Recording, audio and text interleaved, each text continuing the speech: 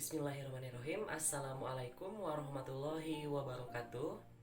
Apa kabar anak-anak semuanya? Semoga sehat selalu ya. Alhamdulillah, sekarang kita dipertemukan kembali di bulan suci Ramadan yang penuh berkah. Dan insya Allah pada kesempatan ini kita akan sama-sama mempelajari berbagai materi keagamaan yang ada di kegiatan Amaliyah Ramadan. Nah, untuk yang pertama, kita sekarang akan mempelajari apa itu puasa. Nah, sebelum kita lanjut, apakah Anda semua masih berpuasa? Tentu masih ya, alhamdulillah. Baik, nah untuk sekarang yang pertama, apa itu puasa? Puasa memiliki dua arti yang berbeda. Yang pertama secara bahasa, yang kedua secara istilah. Kalau secara bahasa, puasa itu berasal dari bahasa Arab, yaitu syam, yang artinya menahan.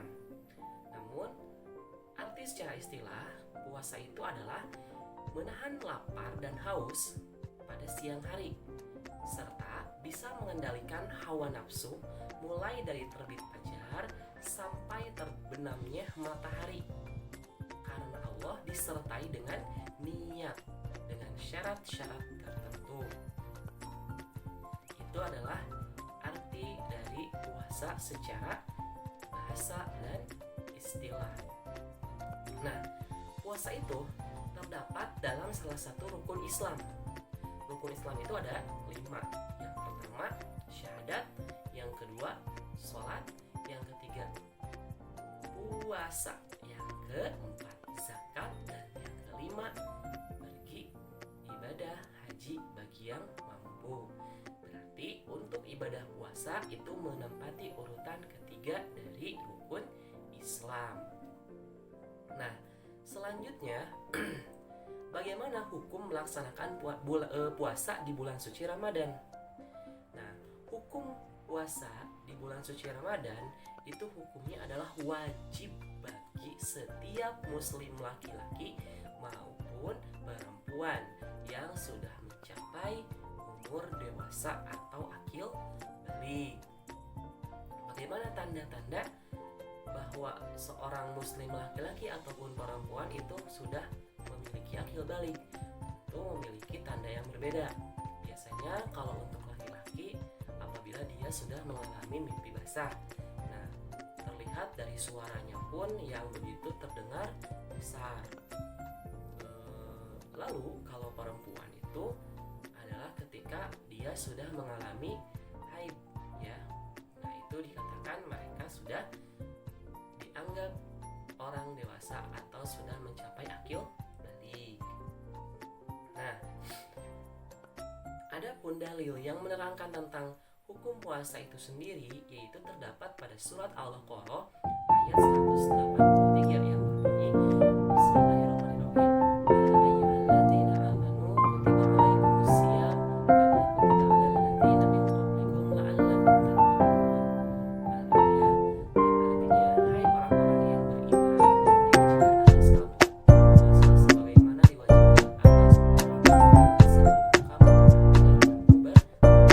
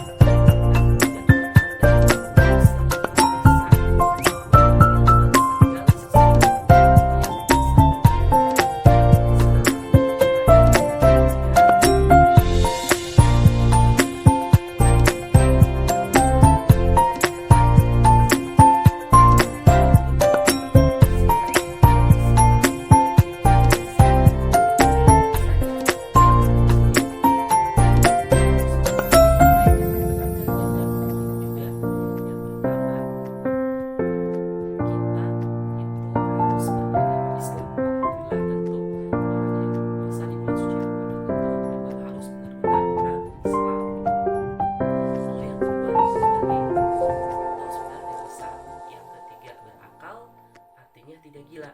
Yang keempat, kuat untuk melaksanakan puasa tersebut. Lalu tidak dalam bepergian atau tidak seorang musafir, karena seorang musafir itu diperbolehkan untuk membatalkan puasanya karena ada keringanan atau rukhsah dari Allah Subhanahu wa taala. Lalu ada dalam keadaan yang sehat baik jasmani maupun rohaninya. Nah, dan tidak sedang haid atau nifas bagi perempuan. Nah, lalu ada sunnah-sunnah puasa, artinya apabila dikerjakan itu mendapatkan pahala, dan apabila tidak dikerjakan itu rugi karena tidak akan mendapatkan pahala. Nah, yang pertama apa saja sunnah-sunnah puasa itu? Yang pertama, kita mengakhirkan waktu sahur, artinya jangan sampai kita sahur itu terlalu malam, contohnya seperti jam 1 malam atau jam 2 malam. Nah, baiknya itu diakhirkan mungkin kira-kira seperti jam 3 atau setengah 4 ya, menuju dekatnya waktu subuh. Lalu yang kedua, segera atau menyegerakan berbuka puasa bila sudah waktunya.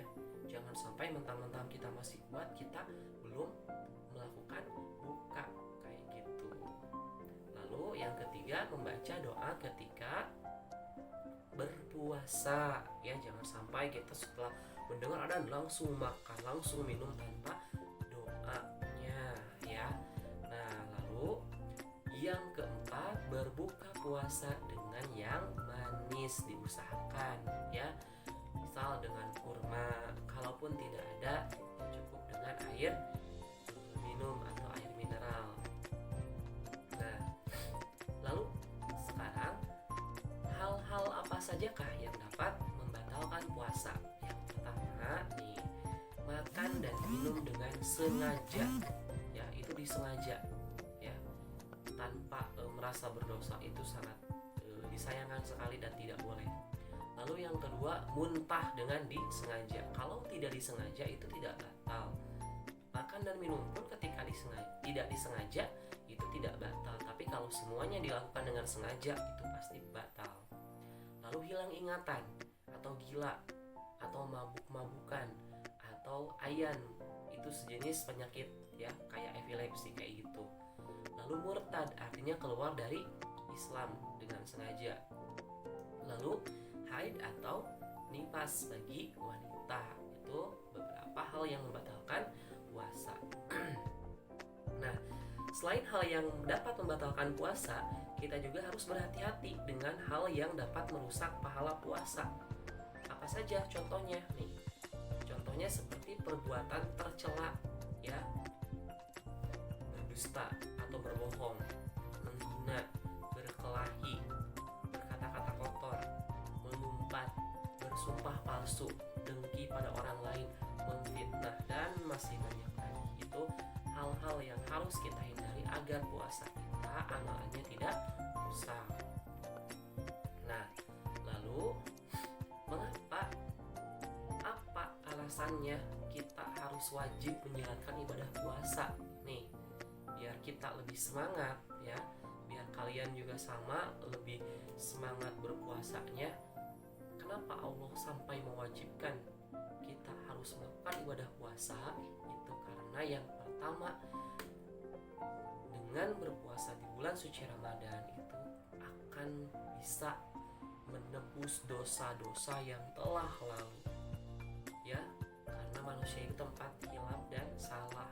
Apabila kita mendapatkan dosa yang tidak terasa, nah kita juga harus bisa menebusnya dengan pahala-pahala yang dilakukan pada bulan suci Ramadan agar dosa-dosa kita dapat terampuni ya. Nah, yang kedua juga, dengan berpuasa di bulan suci Ramadan itu akan melindungi kita dari api neraka, karena dengan berpuasa di bulan suci Ramadan itu merupakan perisai atau tameng bagi kita agar kita terhindar dari api neraka. Lalu kenapa kita harus berpuasa di bulan suci Ramadan? Karena pahala berpuasa di bulan suci Ramadan itu berpahala besar. Artinya segala amalannya dilipat gandakan dari bulan-bulan yang lain.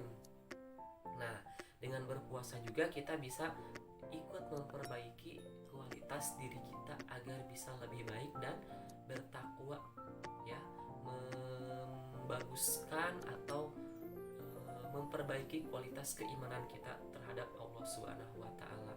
Dan nih, ini yang paling penting, orang-orang yang senantiasa menjaga pribadinya untuk melakukan berpuasa di bulan suci Ramadan, maka Allah akan memberikan pintu khusus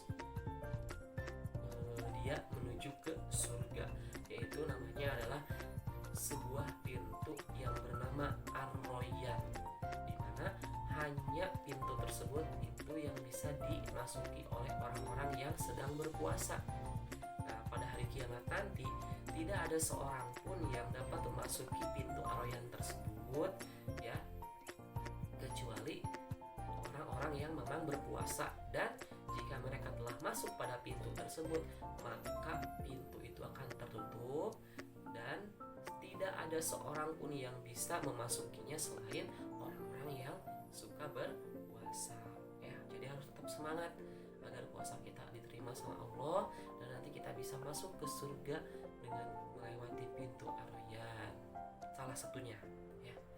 Nah, ini terakhir, apa hikmah yang dapat kita ambil dari melakukan berpuasa di bulan suci Ramadan? Yang pertama adalah untuk pendidikan kepada kita dan kepada kita semua. Artinya apa pendidikannya? Bisa menanamkan sifat sabar dan tangguh. Jiwa kita akan menjadi lebih kuat, menanamkan sifat amanah kepada kita untuk melatih sikap kita agar dapat dipercaya oleh orang lain, menanamkan sifat sidik, artinya yang jujur, lalu menahan hawa nafsu dari segala hal, dan menumbuhkan rasa kasih sayang kepada fakir miskin di antara kita, di lingkungan kita.